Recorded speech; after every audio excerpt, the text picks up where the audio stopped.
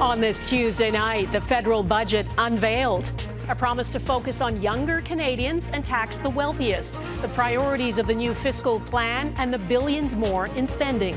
Every generation of Canadians can reach their full potential. We speak with Finance Minister Chrystia Freeland. The suffering in Gaza and the hostilities between Israel and Iran. The continued calls for de-escalation as key players resort to more conflict. And keeping up with Caitlin Clark, the brightest star of college women's basketball, heads to the big leagues.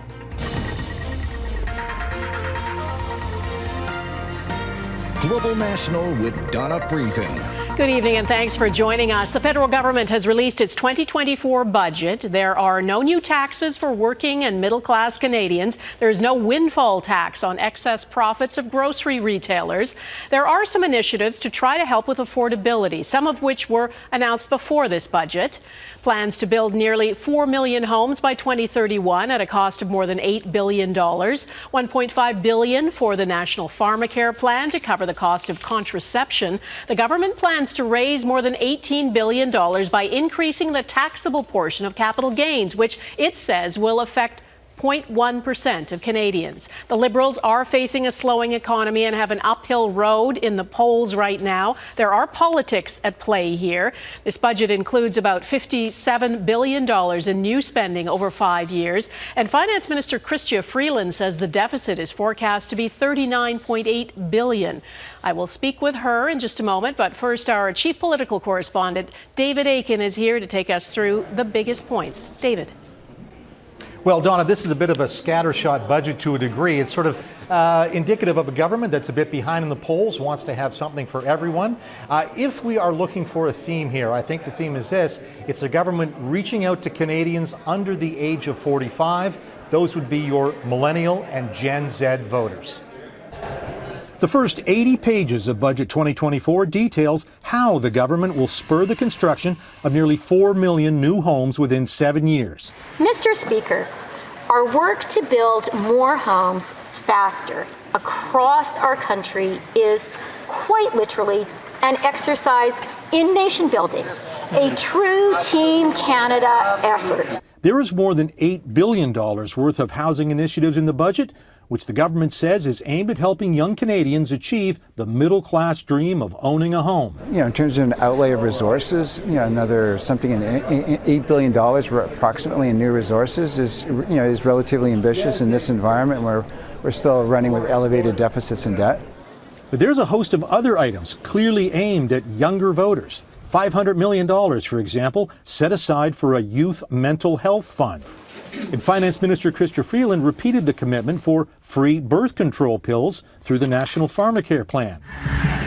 And there's some non-monetary items like new rules to control the price of concert tickets by cracking down on fraudulent resellers, or bringing in a new right to disconnect, preventing your boss from texting or emailing you after hours.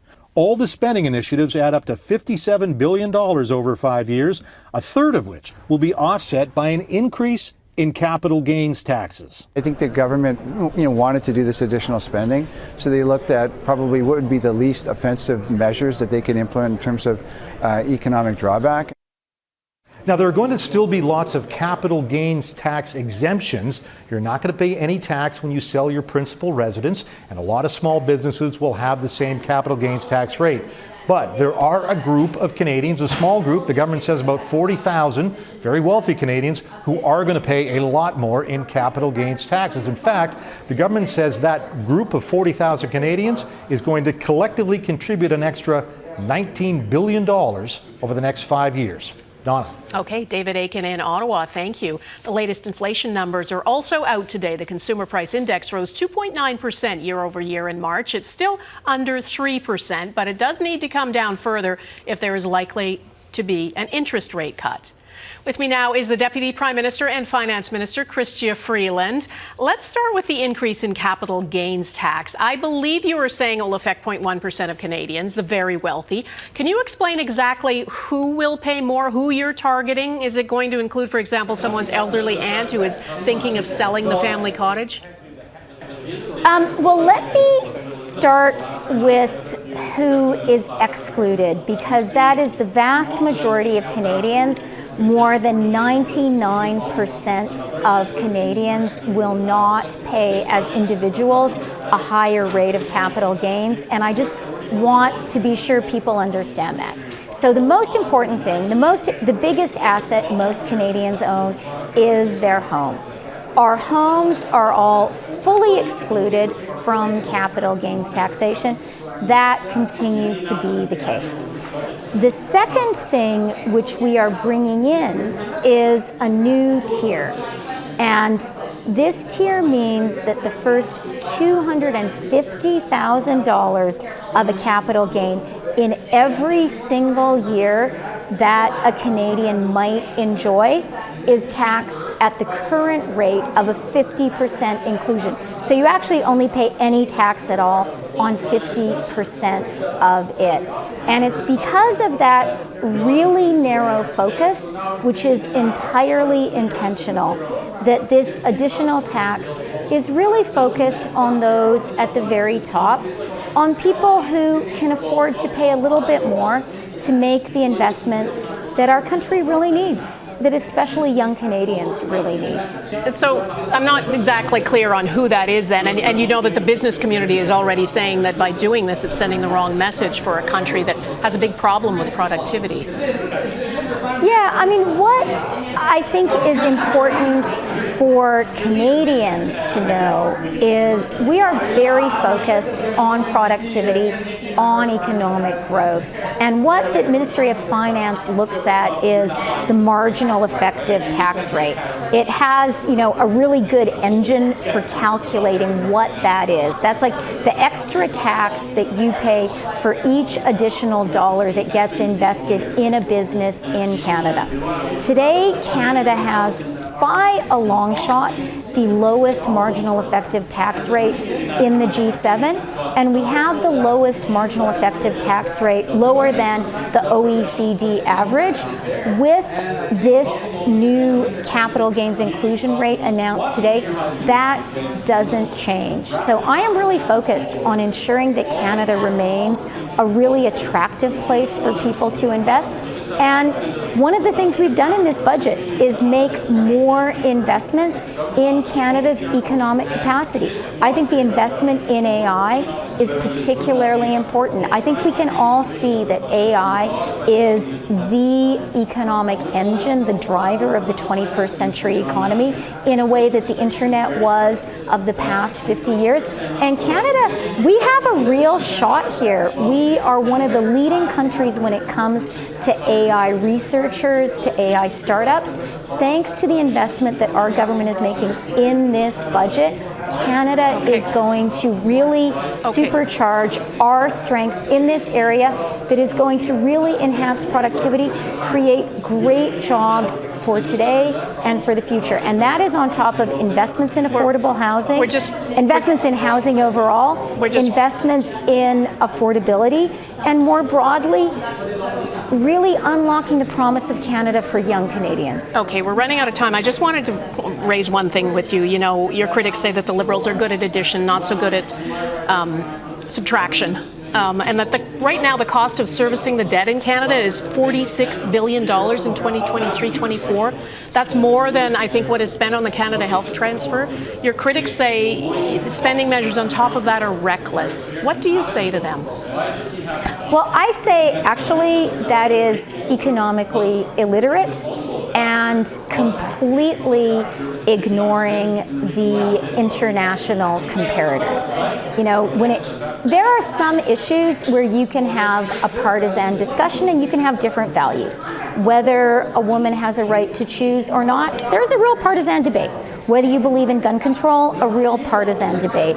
But it is just a fact, an economic fact, that Canada today has the most fiscally responsible policy in the entire G7. The lowest debt to GDP ratio, the lowest deficit to GDP ratio, and you don't need to believe me.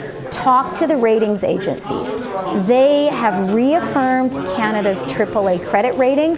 After the fall economic statement, I laid out 3 fiscal guideposts. The ratings agencies said they would be looking at those to see whether Canada was sticking to that path. We have hit every single one of those markers. Okay. So the reality is this is a fiscally responsible budget. That is important to Canadians. It's important to me. And they should know the fact simply is we are charting a responsible course because that's the right thing to do and that's the fair thing to do.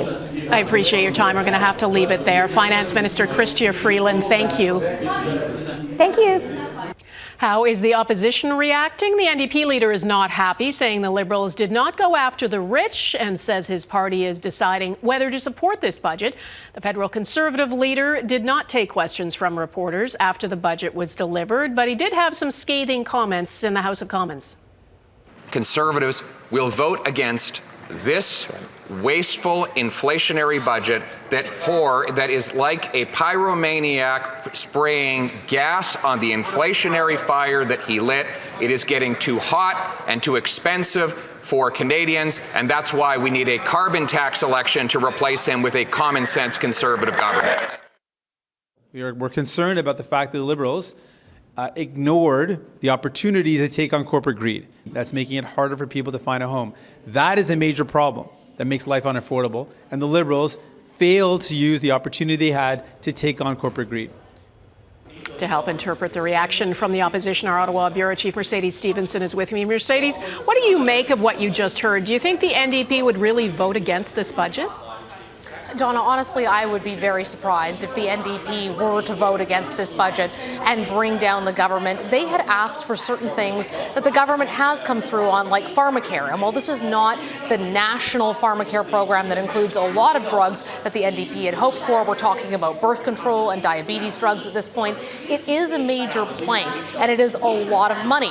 The NDP also isn't in a position to necessarily do better if we were to go to an election right now. So while I think Jagmeet Singh is not very happy about what he is seeing in terms of the lack of taxes on corporate windfall profits, I don't see that as being enough for him to actually make the decision to vote against this budget. Of course, the Conservatives will vote against the budget. That is, of course, to be expected.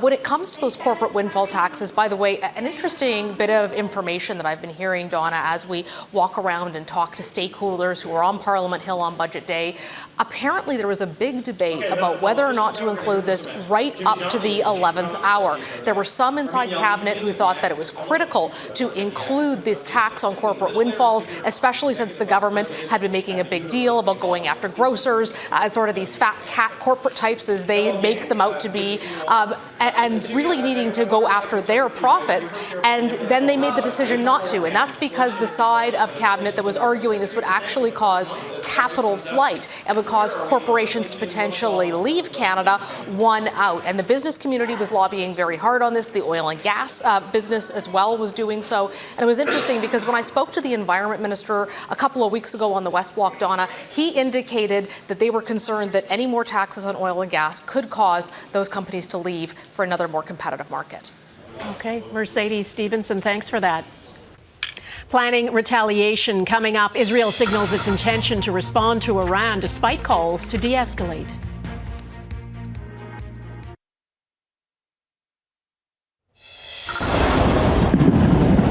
This is the Danish capital, Copenhagen. Fire engulfed the city's historic stock exchange building this morning. Bystanders watched as the building's spire collapsed. It was one of Copenhagen's oldest buildings. It dates back to 1625. It had been undergoing renovations. People rushed to the scene to try to save cultural artifacts and artwork from the building. No one was injured, and it's not yet clear how the fire started. Israel has yet to signal how it intends to respond after Iran's unprecedented direct attack over the weekend, but it did target other enemies today in Lebanon. The Israeli army says it killed 3 Hezbollah commanders in 3 separate airstrikes in southern Lebanon, including a man Israel says was a senior official in the military wing of Hezbollah, an Iranian proxy group. Israel's allies are continuing their calls on Israel to de-escalate. The Prime Minister, Benjamin Netanyahu, has remained quiet about his government's plans, but 2 of his top military officials were talking tough today. Crystal Gamansing reports. Retrieved from the Dead Sea, Israel says more than 110 of these ballistic missiles were fired by Iran late Saturday. Those ballistic missiles would have hit Israel. It would cause dangerous consequences. Two of Israel's top military personnel displayed part of one of those missiles for the media, attempting to highlight the threat Israel says Iran poses while justifying potential retaliatory action. They have encircled Israel in a ring of fire. That's unacceptable. We need to make sure that they can't be successful in their diabolical intentions. Iran's strike on Israel altered the landscape. Historically, it's Iranian proxies, Hamas, Hezbollah, and the Houthi rebels who engage with Israel. Various aspects of Israeli security doctrine has been broken. The reputation of Israel at the international level has been challenged. Israel's military campaign to eliminate Hamas after its deadly October 7th attack has left Gaza in ruins with more than 1 million people facing catastrophic hunger. Many leaders in the region don't want to see hostilities spread. The humanitarian catastrophe in Gaza is already inflaming the region. We do not need more conflict in our region. Netanyahu is endangering the lives of both his own civilians and all of the people of the region to extend his political life. Turkey's leader says the strike on the Iranian embassy in Syria on April 1st, said to have been carried out by Israel, was the straw that broke the camel's back. Crystal Gamansing, Global News, London. Jury duty ahead, assembling the people who will decide Donald Trump's fate at his hush money trial.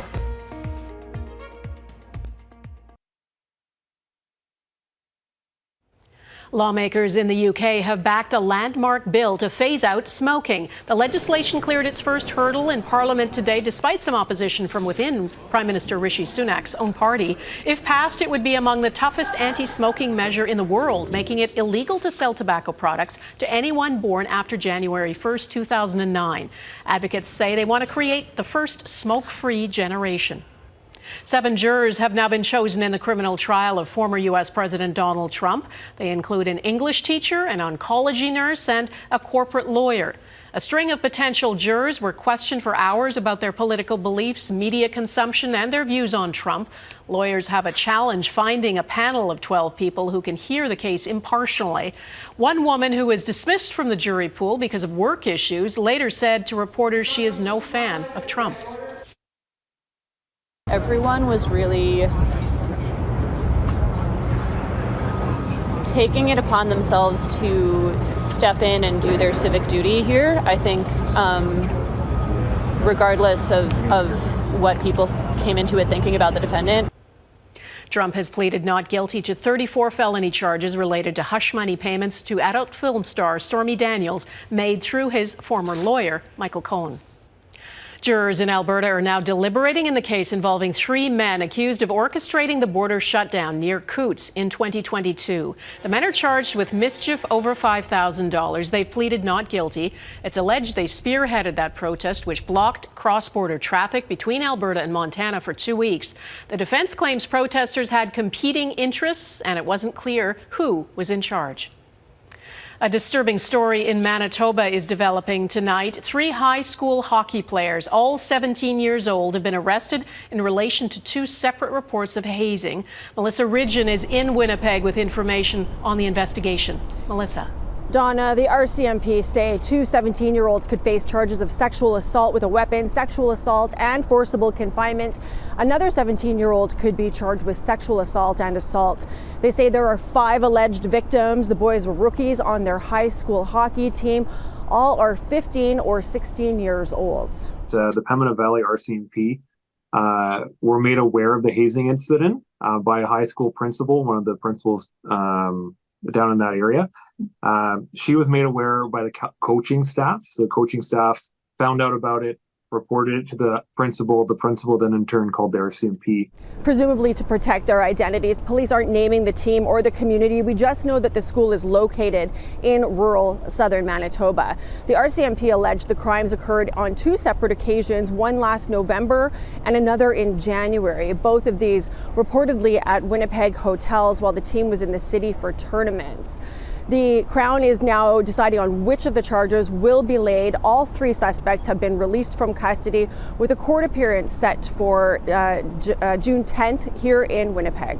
Dawna. Okay, Melissa Ridgeon in Winnipeg, thanks. Uniforms unveiled next. What Team Canada will wear at this summer's Paris Olympics.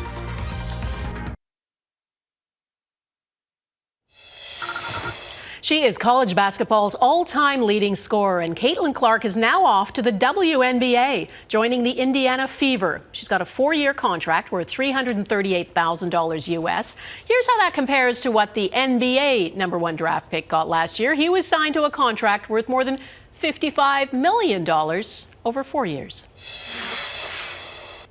And Kingston, Ontario's Aaliyah Edwards was chosen 6th overall.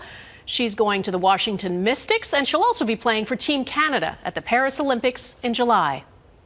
The Olympic torch is on its way. It started the run in ancient Olympia this morning and will be carried across Greece for 11 days, then throughout France until the opening ceremony of the Paris Games on July 26th. We now know what Team Canada will be wearing at the Paris Olympics. He's wearing our cooling base layer, which is new for summer. Wow, these all-red tracksuits are what Canadian Olympians and Paralympians will be decked out in for the opening ceremony. The details on them meant to celebrate Canada's diversity. They're designed by Vancouver-based Lululemon. They're getting mixed reviews, some praising them for combining function with fashion, others saying the look is a bit subdued compared to previous Olympics. I don't know, you decide. That is Global National for this Tuesday. I'm Dawna Friesen. Tonight's Your Canada is Calgary. People there woke up to this. Hello, snow shovel. Some parts of the city could get up to 15 centimeters through Wednesday, but it is expected to warm up and melt this weekend, so maybe no need for a shovel after all. Thanks for watching. Hope to see you here again tomorrow. Bye-bye.